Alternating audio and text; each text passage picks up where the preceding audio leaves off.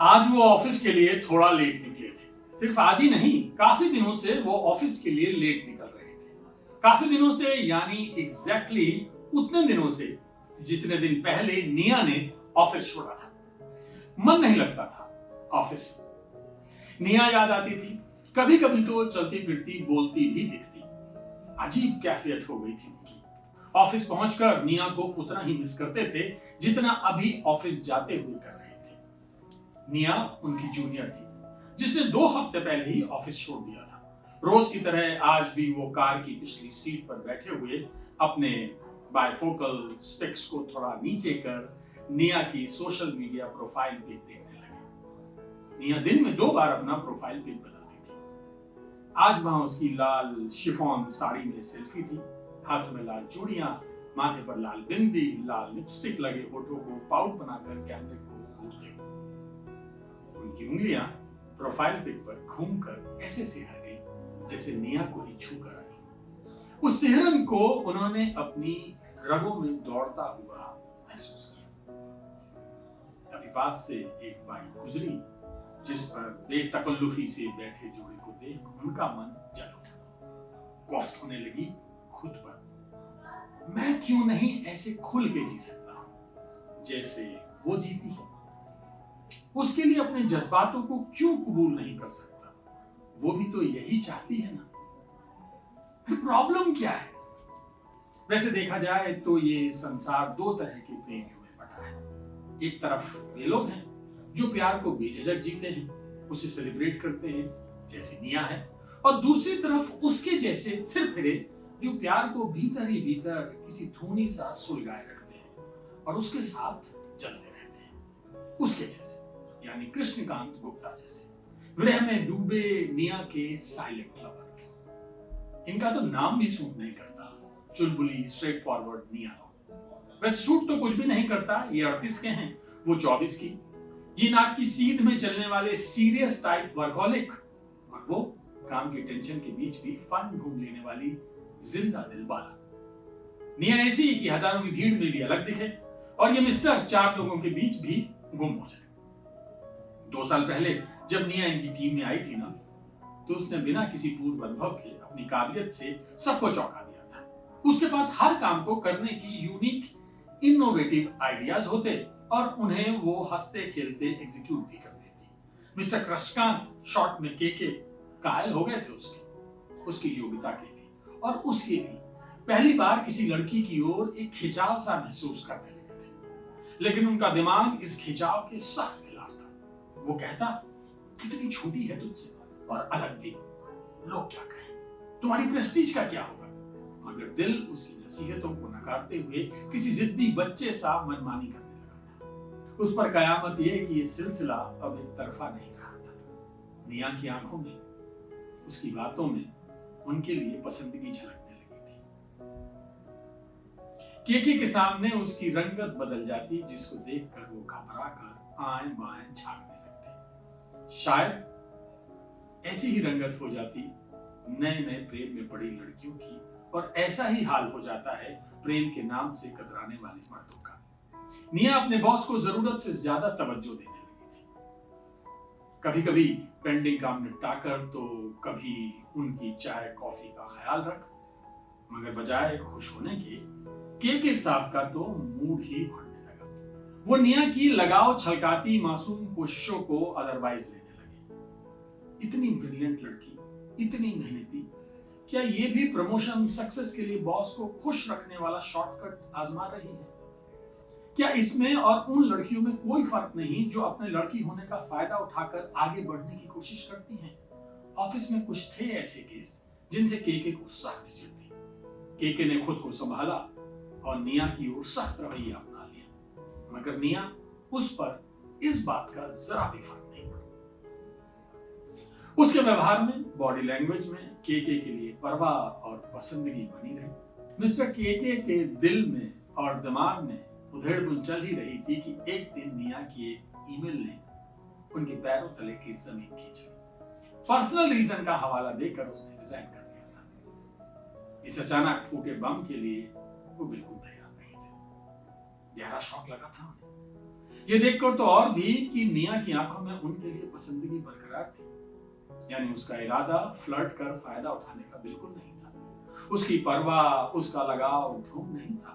वो थी मेरे लिए, और ये खुद को निया का अपराधी समझने लगी। तो क्या वो भी मुझे? दिल में एक उम्मीदों भरा सवाल कौन था, मगर दिमाग ने फिर अड़ंगा लगाया। नहीं नहीं, ऐसा कैसे हो सकता है? कोई मेल ही नहीं है हमारा। वो कच्ची धूप सी मासूम खिली खिली, और मैं जैसे तन्हा उदास शाम। फिर हमारी उम्र का अंतर भी तो देखो। और चलो मान भी लिया उसके दिल में कुछ है, तो फिर वो मुझसे दूर जाने की क्यों सोच रही है? के कुछ ऐसे ही अगर मगर में उलझे रहते। जब रहा ना गया तो एक दिन यकबका-यक झड़कते हुए बोल बैठे, निया, can I ask one thing? तुम्हारे रेजिग्नेशन की वजह जान सकता हूं? वैसे तुमने मेंशन किया है कि पर्सनल है, फिर भी। निया उन्हें गहरी नजरों के साथ देखते हुए बुदबुदाई, मुझे लगा आप जानते हैं सब मेरे जाने की वजह। उन आंखों में कुछ नमी उभर आई जो के को पिघलाने लगी। मैं कैसे? हाँ सही बात है, आप कैसे जान सकते हैं? आपको अपने काम, लैपटॉप, ईमेल्स, फाइलों से आगे कुछ दिखता कहाँ है? निया तुरंत कर चली गई, और वो किसी पुराने पेड़ से वहीं जमे रह गए। मन तो किया था उसके केबिन में जाएं और पूरे अधिकार से बाजू पकड़कर कह दें, कैसे कह दिया तुमने कि मुझे कुछ दिखता नहीं है? तुमने किस दिन क्या पहना है, कैसे बाल बनाए हैं, बांधे हैं या खुले छोड़े हैं, कितनी बार बहाने से मेरे पास आई हो, सब देखता हूं मैं। सोने से पहले तुम्हारा स्टेटस चेक करता हूं। अब भी ऑनलाइन हो या सो गई, सिर्फ देखता ही नहीं, महसूस भी करता हूं। वो जो कॉफी का मग पकड़ा जाती हो ना, उस पर तुम्हारी छुअन को, दूर से आती तुम्हारे परफ्यूम की महक को। सच तो ये है कि तुम्हारे अलावा बाकी सब दिखना बंद हो चुका है मुझे। मगर ऐसा कुछ भी नहीं कह पाए। बरसों की प्रैक्टिस थी खुद को दबाने की, छिपाने की, वो उस दिन भी काम आई थी। ट्रैफिक सिग्नल पर ड्राइवर ने जोर से ब्रेक लगाए तो के झटके से अतीत से बाहर आए। निया का प्रोफाइल अब भी फोन पर खुला था। वे उसके पुराने मैसेज स्क्रॉल करने लगे। आप भी हैं बचे। अब होते रहिए परेशान ये सोच कर कि मैं कैसे। ये निया का आखिरी मैसेज था जो उस शाम आया था जब उन्होंने उससे रेजिग्नेशन की वजह पूछी थी। आंखों के आगे वो शाम आकर ठिठक गई जब टीम ने निया के लिए छोटी सी फेयरवेल पार्टी अरेंज की थी। हर कोई उससे यही पूछ रहा था, कुछ तो बताओ, कहां जा रही हो? हाइक तगड़ा मिला है या डिजिग्नेशन अच्छा है? निया सबको मुस्कुरा कर टाल रही थी। के इस ख्याल से ही मरे जा रहे थे कि फिर शायद निया को कभी ना देख सके। क्या पता वो ये शहर छोड़ जाए, या शायद देश। उस पल उन्होंने पूरी तीव्रता से महसूस किया कि कितना प्यार करते हैं वे उससे। उसका जाना उनके लिए ऐसा होगा जैसे शरीर के किसी हिस्से का कट जाना, और फिर शायद उनकी सांसें ना चले। है ईश्वर, किस हाल में फंसा दिया मुझे। कोई तो राह दिखे इससे निकलने की। तड़पते दिल से एक दुआ निकली जो शायद असर कर गई। ये इत्तेफाक था या ऊपर वाले की साजिश? निया उनके सामने थी और वो पूछ बैठे, क्यों जा रही हो? निया शायद इसी सवाल का इंतजार कर रही थी ताकि अपना प्यार कन्फेस कर सके, क्योंकि प्यार करने लगी हूं आपसे। उसके तबाक से बोले गए शब्द कानों में दुआ की तरह उतर आए। ये जाने की वजह होनी चाहिए या रुकने की? वे बोलकर खुद ही हकबका गए। रुकने की वजह हो सकती थी, मगर आपने इसे जाने की वजह बना दिया। आपने प्यार को सीधे साधे सिंपल इमोशन को इतना कॉम्प्लिकेटेड बना दिया कि मुझे यहाँ से जाना ही होगा, क्योंकि आप मेरे सामने कभी एक्सेप्ट नहीं करेंगे कि आप भी मुझे प्यार करते हैं। फिर आप खुद को यकीन दिलाने में लग जाएंगे कि ये गलत है, दुनिया का सबसे गलत काम, जिसके लिए ये दुनिया आपको कभी माफ नहीं करेगी, बल्कि आप खुद को भी माफ नहीं करेंगे। फिर आप कोशिशें करेंगे अपने प्यार को झुठलाने की, मुझसे पीछा छुड़ाने की। तो आपको इन सब कॉम्प्लिकेशंस से बचाने के लिए मैंने सोचा पहले यहां से चली जाती हूँ, फिर आपको मुझे बताऊंगी। मगर आज आपने पहली बार कुछ सीधे साधे पूछा, इसलिए मैंने भी बता दिया। निया सब एक सांस में भूल गई। उसके इस स्ट्रेट फॉरवर्ड रवैये पर के सन्न रह गए। जो है जैसा है उसे बिना जजमेंटल हुए एक्सेप्ट करना और कह भी देना इतना आसान होता है क्या? फिर मुझे क्यों ये काम एवरेस्ट चढ़ने जैसा भारी लगता है? जो जैसा है उसे वैसा कहने की हिम्मत मुझ में क्यों नहीं है? कहां से लाऊं इतनी हिम्मत? कैसे लड़ूं खुद से? शायद जिंदगी की सबसे बड़ी मुश्किल वे ही लड़ाइयां होती हैं जो खुद से लड़ी जाती हैं। सोचते हुए के ने आंखें बंद कर ली, मगर बंद आंखों के पीछे भी चैन कहां था?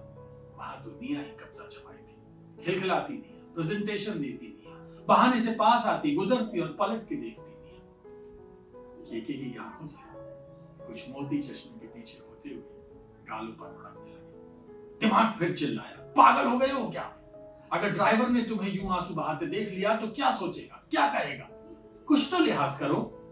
मगर के ने उन्हें नहीं पूछा। सोचने दो, जिसे जो सोचना है। मेरे आंसू है, मेरी मर्जी। मैं जब चाहे रोऊं, जब चाहे हंसूंगा। किसी को क्या? दुनियावी दिमाग को पहली बार उस दिल ने कुछ कहा था जो अब निया का घर था। उसने सोच लिया था इस बार वो नहीं झुकेगा। अब वो निया जैसे ही जिएगा, के जैसा नहीं। दिमाग की गिरफ्त से निकल दिल के पहलू में बैठ के बहुत हल्का महसूस कर रहे थे। उनकी उंगलियां निया को कोई मैसेज टाइप करने लगी। ये देख दिल रोना भूल मुस्कुराने लगा।